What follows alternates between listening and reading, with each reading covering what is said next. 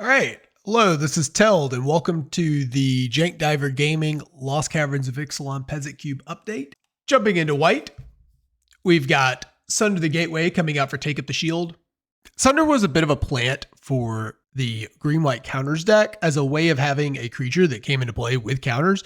They could also act as a reclamation sage. We haven't really found this effect necessary, and Tim and I both like combat tricks, so we're going to try Take Up the Shield. It takes a lot for a combat trick to be playable in the face of such efficient removal, but we think this one has what it takes, given the amount of extra value you can gain from the lifelink and +1/+1 counter this one leaves behind. We've got Banishing Light coming out for Dusk Rose Reliquary. It hasn't felt like Banishing Light has kept up particularly well, and that's true both at Peasant and the Unrestricted Cube. Dusk Rose Reliquary looks to be a much more exciting card, and while it has a cost to it that requires you to sacrifice an artifact or creature, the 1 mana cost on the card means that we're going to be able to see decks use this to create double spell turns and really explosive plays. The Ward 2 also means that even if your opponent wants to answer this, you're going to get a huge tempo advantage because they're going to have to spend most of their turn in the early to mid game blowing this up. So we really like the possibilities on this one, and Peasant Cube's getting much better about being able to just put a bunch of random things into play. Search Party Captain's coming out for Guardian of the Great Door. We're big fans of the Guardian, and we like that this card can be a pretty sweet payoff for tokens as a card that goes a little taller as opposed to wide. And the 2 mana cost means you're going to be able to use Unearth to bring this back in cases where you don't have a Breathless Knight or better reanimation target. This is just another nice one for that deck. And Search Party Captain is fine, but we're really making a conscious effort at reducing the number of generic Mulldrifters. We want people to have to work just a little bit for their card advantage. And so Search Party Captain doesn't really do all that despite being a fine card. Year Something on Watch is getting replaced with Spring-Loaded Sawblade. Year Something on Watch has been fine as a flexible removal spell that control decks could play. Alternatively, you could play it with decks that cared about the +1/+1, and sometimes either mode came up despite you including it in your deck for one or the other. But the Sawblade looks to be what we were mostly playing this card for in the first place, with some pretty substantial upside. Craft with artifacts is by no means free in our environment, but the upside is quite high if you're able to pull it off. And just being a permanent means that this card is going to be able to play with cards like Core Skyfisher or Deadly Dispute to generate a little extra value. If you are able to craft this, you get Blade Wheel Chariot, which has 5 power and toughness with only 1 to cruise. So in a deck playing some random 1 power bodies, which is a number of these utility creature decks, this can act as a powerful attacking creature. Additionally, if you manage to load your deck up with artifacts, you can actually do this for free, though that's not really something that is going to happen consistently in this environment unless you really, really build around it, and I'm not sure that's worth. In any case, this card has numerous levels of upside and a great floor, so we're pretty excited to try it. Tell of Tunivial was a card that we were putting as a plant for the black-white Reanimator deck, but that deck just isn't interested in a 5-mana slow saga. It's much more interested in being proactive. This card just doesn't fit what that deck is looking to do. So we're replacing it with Helping Hand, which is a strictly worse Unearth, but still quite nice. We like that it's going to be a flexible card for white decks as well, in that you can play it in your Soul Herder deck or your Mardu Aristocrats deck, etc., and bring back some of the handful of very powerful payoffs that they have. Getting this effect in multiple colors is obviously very nice, even if it is just worse than Unearth. Unearth is super push, so we're okay with that. Moonblade Shinobi is coming out for Blur. This is a test slot, but Moonblade Shinobi has been extremely mediocre. It's a huge underperformer. And if you ever have to cast this card for the full 4 mana, you feel pretty cheated. Even the 3 mana for this effect does not really feel worth it most of the time. You have to hit multiple times with this card for it to really work, and that's very difficult when you have 2 toughness and you're in an environment that has a lot of board presence. Blur, on the other hand, is a little overcosted, but if you're able to use it, you get quite a bit of value at centering a blink effect in blue. If you're able to dodge a removal spell or something similar with this card, it's going to feel really powerful. Thirst for Discovery is coming out for Confounding Riddle. Nothing wrong with Thirst for Discovery. It's been a fine role player as a card draw spell, but most of these blue decks aren't really struggling for card advantage, and Confounding Riddle gives these decks a very flexible direct upgrade over Supreme Will. For decks playing Rise from the Tide or Spider Spawning, the fact that this card puts things into the graveyard will be excellent. Additionally, getting +1 to the tax on the counterspell function of this card really will push the degree to which it's playable into the mid or late game. Fairy Seer is coming out with Spyglass Siren coming in. The Seer has been fine on turn 1 as a way of setting up your future plays, but after that, it really falls off a cliff. Spyglass Siren looks to be excellent as probably the best flying man ever printed. Being able to create a map token means that this card represents a real clock if you explore and hit something on top that actually gives this card a counter. And the alternative of being a flying man that actually draws a card is exceptionally good, and the map token doesn't have to be used on this, so you can set up scenarios where you use it on other creatures. The flexibility and power here seems great, and it will fuel a number of random synergies. The Eldritch Reborn is coming out for Young Necromancer. The Eldritch Reborn has been a staple in this cube for a while, but as we've added more and more cards that are able to gum up the board with low value tokens, the Eldritch Reborn has really lost a lot of its luster. It's much harder than it used to be to get a full card's worth of value. And when you don't kill something real and you instead kill like a 1/1 token, you don't feel like this card is actually worth the 5 mana because it doesn't do anything towards stabilizing your board. We are trying out Young Necromancer as a player request. The Young Necromancer is a card we play in the 450 version of this cube, and players suggested to us that the card played exceptionally well in their games. And so we decided to give it another shot now that we directly support a sort of dorky reanimator deck, which we think this will be a good piece of top end in that deck, being able to bring back a Guardian of the Great Door or a Breathless Knight, Archfiend's Vessel, etc. In addition, you can play it in any of the Sultai decks as well, given that those decks typically play a reasonable number of chunky threats. So we're actually thinking this card probably now has enough cards that it's good with to be relevant.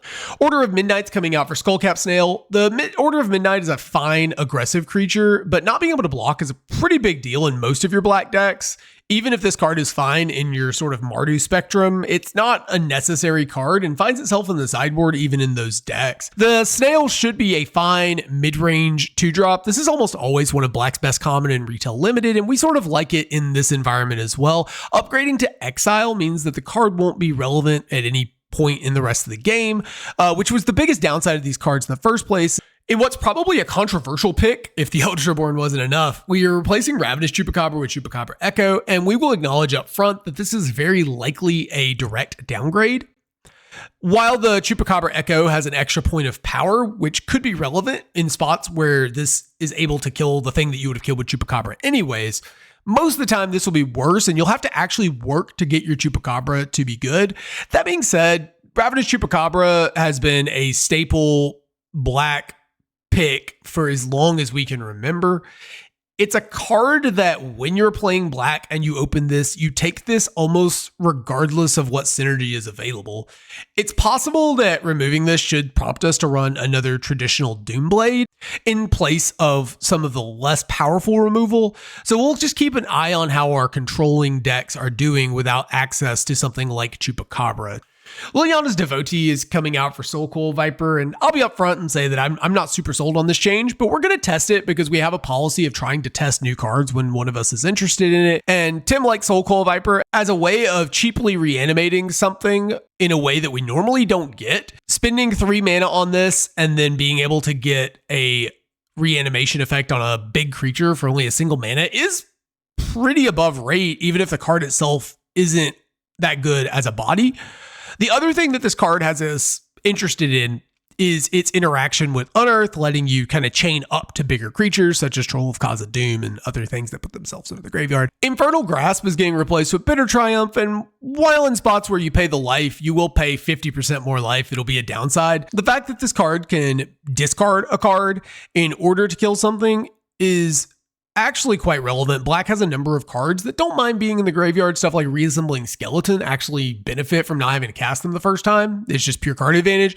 And also we're getting closer to being able to include another Madness card like Gissa's Bidding with all the discard effects that we're getting in Rakdos. While that'll never be a major theme in the cube, Fiery Temper and Blazing Rootwalla have both played particularly well in this cube. And so Gissa's Bidding is another card that we have our eyes on that this card could help facilitate. Aether Chaser is getting swapped out for Twisted Fealty. Aether Chaser's been a solid card in this cube for a while. It is a little bit polar in that if you don't attack and get the trigger, this card is not amazing, so it is much better on turn 2 than it is later into the game, and we're kind of flooded with good 2-drops at this point.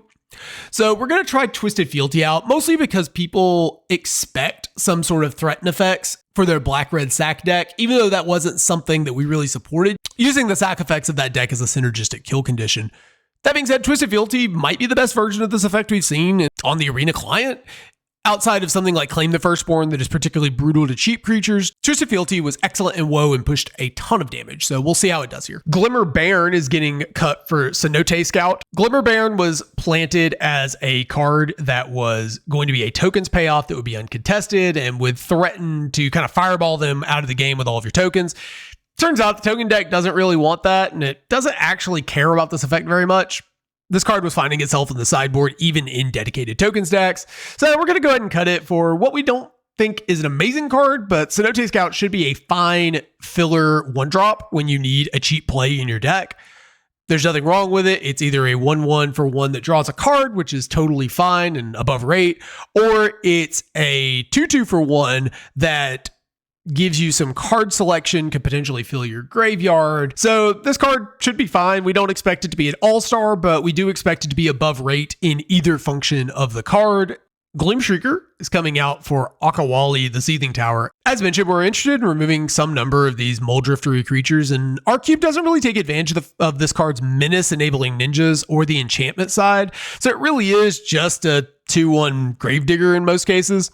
Akawali, on the other hand, will require some work, much like many of the other cards that we've added to this cube recently, requiring you to actually invest in synergy. But when you're able to do that, Akawali will do a pretty good Peasant Tarmogoyf impression of being a giant creature that just puts the game on a very quick clock. It even gains trample and becomes increasingly difficult to block as you fill up your graveyard. This card might require us to put a little more support in, but it's the kind of payoff that we're actually really excited about. Is just like a giant combat creature that is going to make life difficult for your opponent. Child of Pax getting swapped out for Itzquinth, Firstborn of Geshath, and unlike Akawali, Itzquinth asks almost nothing of you and is just an excellent 2 or 4-drop that is exactly what Gruul wants to be doing, which is turning creatures sideways and being moderately disruptive.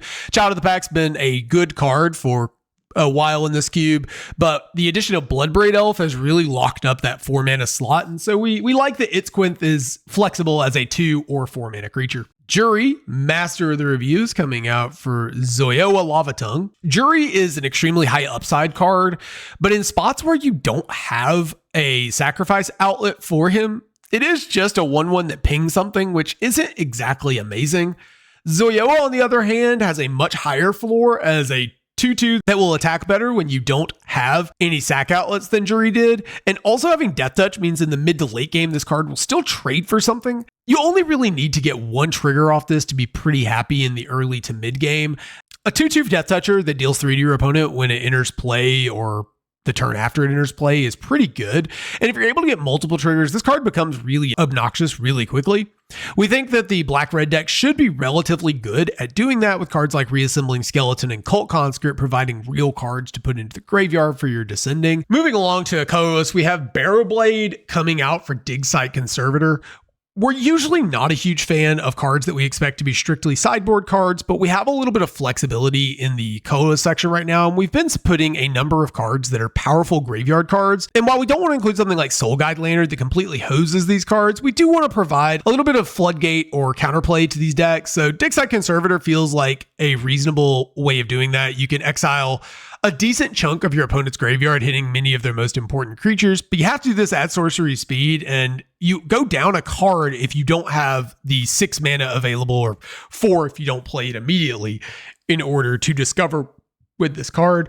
We're not really giving up much here. Barrowblade has been pretty mediocre, and we don't really support any equipment themes, so it doesn't get any additional upside and just hasn't really seen much play. So Cryptic Caves is not a cave, and we're adding Scampering Surveyor that fetches caves. So we're cutting the cave card that isn't a cave so that our cave fetcher can fetch caves and not confuse people as to what a cave is. Awkward wording around card names aside, this card is absolutely terrible and hasn't seen play in quite a while. It doesn't do anything to fix your mana. And once we added the spheres, this card was on its final leg, I think. It's hung around for a while while seeing basically 0 play. Sigil of Valor is coming out for Careening Minecart.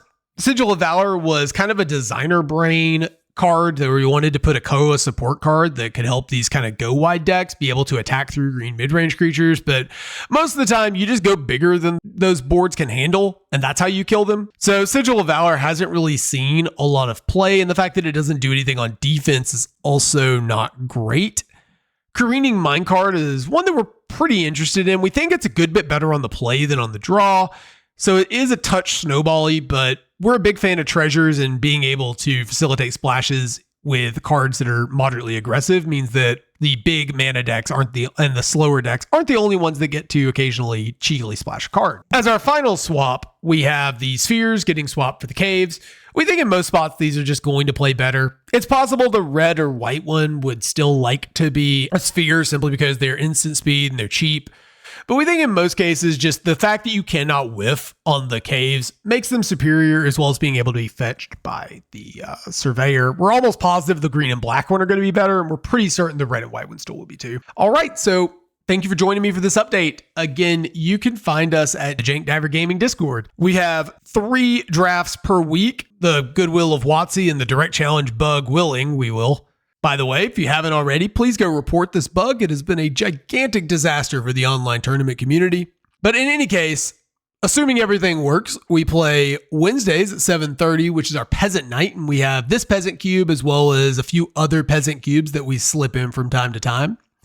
On Sunday at 3:30, we play our Variety Cubes. These are cubes submitted from members of the community, and we use them as testing grounds, and they tend to be a lot of fun because you end up in some weird environments. Some example include recent ones were a Creatureless Cube as well as a Desert Cube where you have to draft all your own lands. Sunday at 7:30 is our primetime main event, the Unrestricted Cube, which is definitely our spikiest environment if that's your thing. You can find more of our content on youtube.com/@JankDiverGaming. You can find me streaming live at twitch.tv/Teld Talks. And you can find us at the Jank Tank on Libsyn and now Spotify. So thanks for joining me. Have a great day.